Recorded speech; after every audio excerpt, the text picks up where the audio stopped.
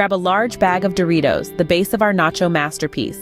Spread them evenly over a large 9 by 13-inch baking sheet. Now we're going to add the next level, 2 cups of shredded cheese. Sprinkle it generously over your Doritos like a fresh blanket of snow.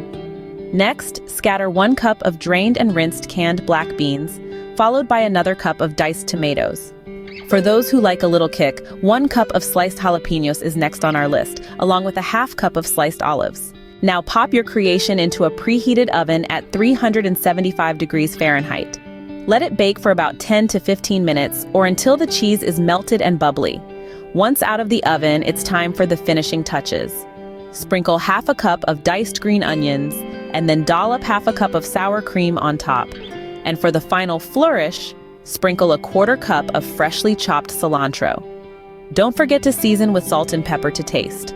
Share your results in the comments below. And while you're at it, why not subscribe and help us reach 1,000 subscribers? The recipe is in the description for your convenience.